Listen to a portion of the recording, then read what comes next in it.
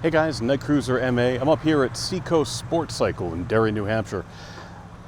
These are two beautiful bikes right here. This is the Ducati SuperSport S. Both of these are the S models of the SuperSport. And today I've been lucky enough to, I'm going to be able to go out and ride one. The SuperSport is kind of an interesting model in the Ducati lineup. I think if you're like me, when you think of Ducatis, a couple of different things come to mind. I think the Panigale comes to mind, and the Ducati Monster also comes to mind, or maybe the Diavolo comes to mind. And those are two brutes, and I've actually always liked those bikes. But I've loved the styling of the Panigale, and these bikes kind of give you the best of both worlds. This is actually built on a Monster frame, and yet it kind of simulates the look of a Panigale in a way. I'm not saying maybe, close up, I mean, you can kind of tell the difference. But I'm telling you, these are beautiful bikes. With about 110 horsepower and 69 pound-feet of torque. These are not exactly speed demons. They're not bikes that you might want to take out on the track. The problem is they look like they are. So some people kind of mistake that, and they say, well, that's not exactly the most track-capable bike I've ever seen. It's not meant to be. This is an ergonomically upright riding position. Again, 110 horsepower, 69 pound-feet of torque, all on a bike that weighs about 470 pounds. It's reasonably quick. What's nice about this is that it makes that torque right around 3,000 RPM.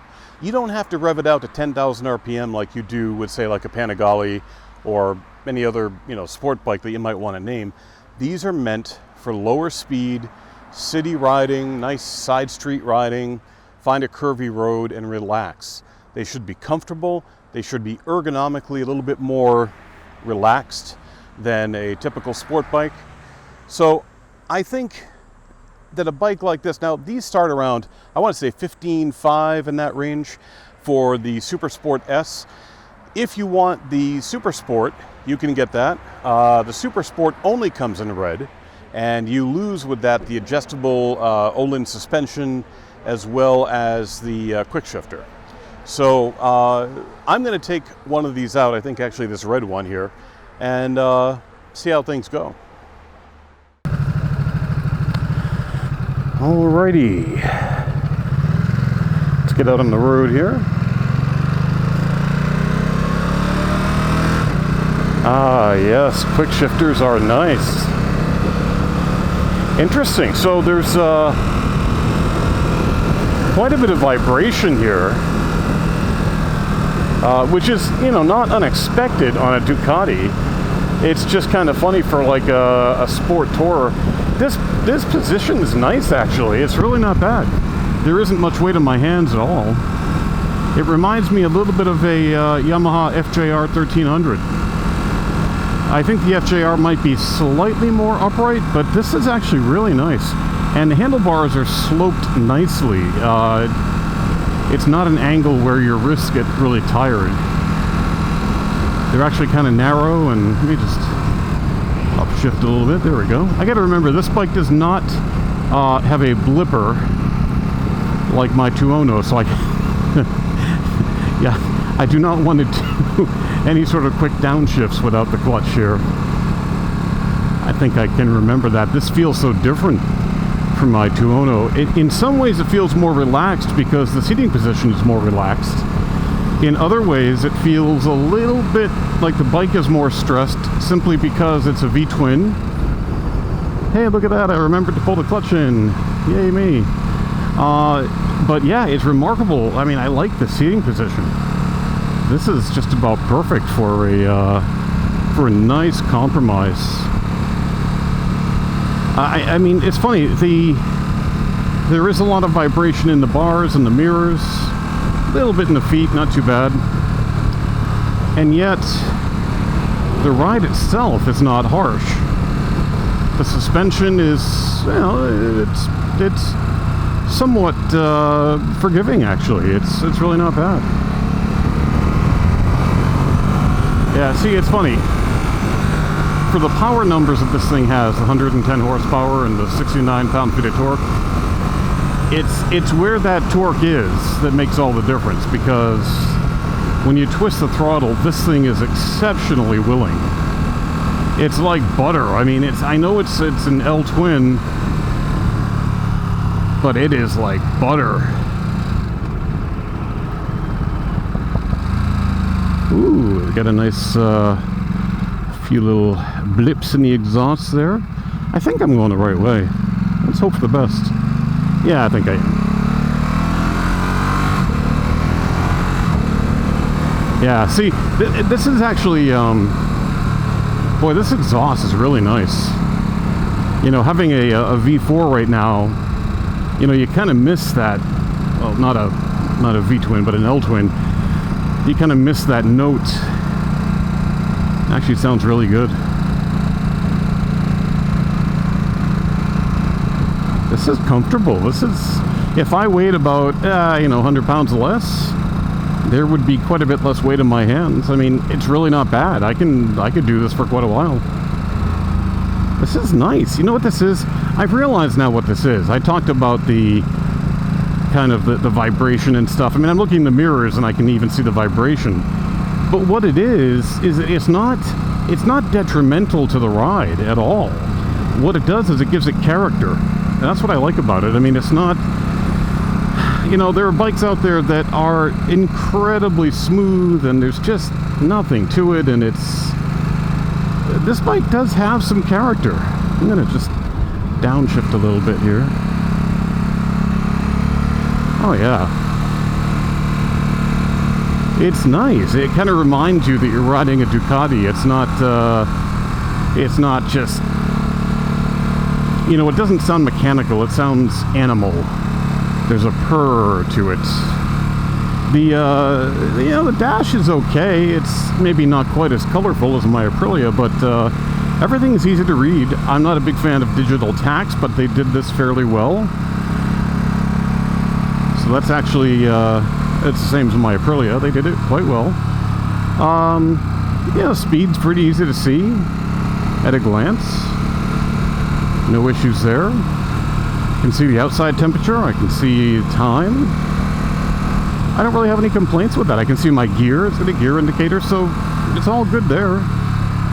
Wonder where I am. Oh, I know where I am. Okay, yeah. I think I'm getting there now. Yeah, I mean, the brakes are nice. These things. Ugh.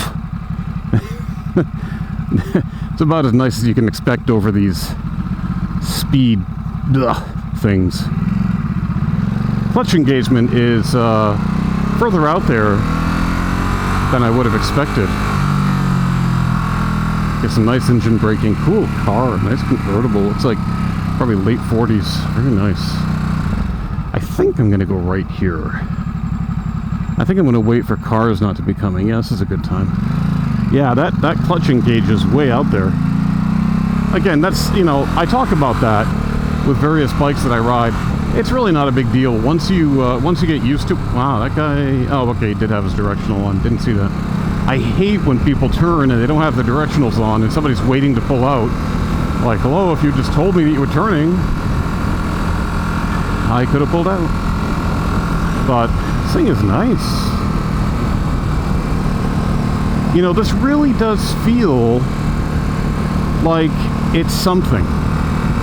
It doesn't feel like just a, you know what it really is? I can almost kind of draw a distinction between the smoothness of a Japanese bike, because a lot of them really are smooth. You ride a Yamaha and oh my gosh, it is smooth. And this just has Italian written all over it. This has character. This is like that crazy uncle that you just, you know, you bring out at certain times, but maybe put away when there's company. Except that it looks better and you're actually kind of proud of it. But this is nice. It's very relaxed. I mean, wow. I'm very impressed by this bike. I know I'm impressed by a lot of bikes, but there are bikes out there, believe it or not, that really have not impressed me. I'm doing 51, maybe 50 right now. It does not feel like it.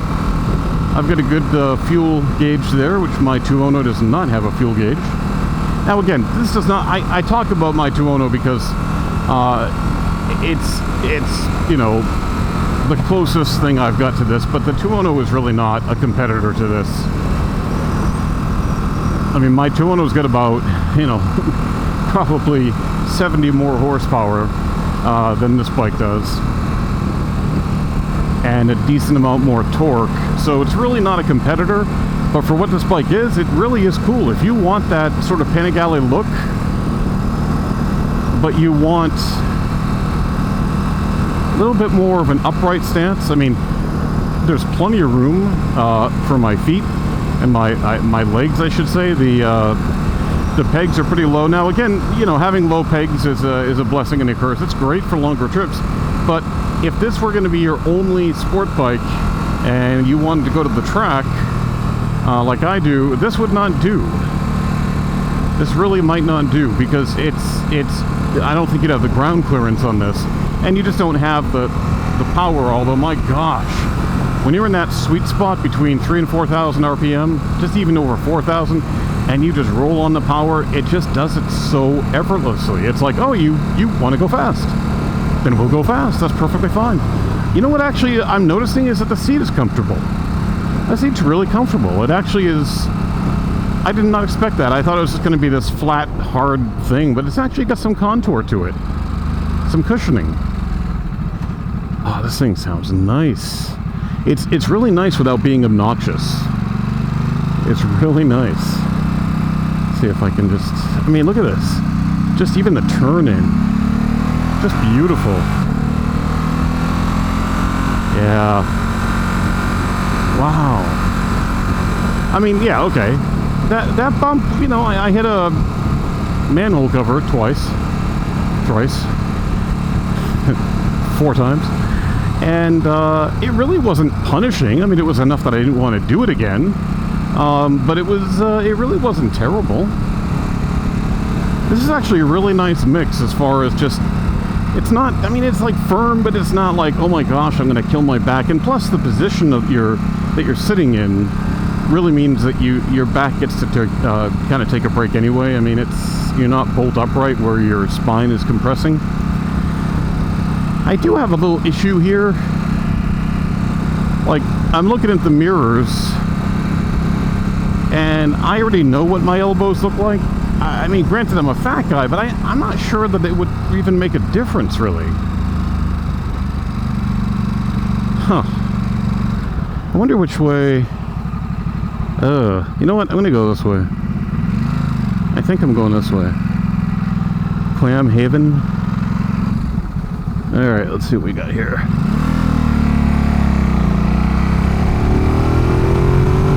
Oh, yeah. Okay.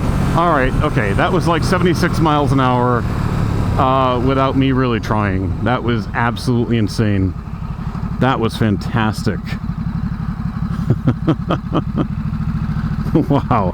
Okay, I take back the things I said about kind of the lack of power, because wow, that was nice. Oh my gosh. That was fantastic. That was a nice little ride. Thank you very much to Seacoast for letting me do that. I appreciate that. Ducati, it'd be great if you had like a neutral gear. That'd be awesome. Hey, there we go. All right, guys. Hey, that was cool. Thanks for coming along. Well, again, guys, that is it for this review of the SuperSport S. I hope you enjoyed it. I want to thank Seacoast Sport Cycle here in Derry, New Hampshire. They have been fantastic to me, allowing me to take these bikes out, allowing me to film them, even allowing me to film the process of having the pipes put on my 210. So, you know, mad props to them. They've been great. I hope you enjoyed the review. If you do, please click like, please click subscribe. It would mean a lot to me, and I'll see you later. Hey guys, Night Cruiser MA. Today I am up at Seacoast Cycle Sport.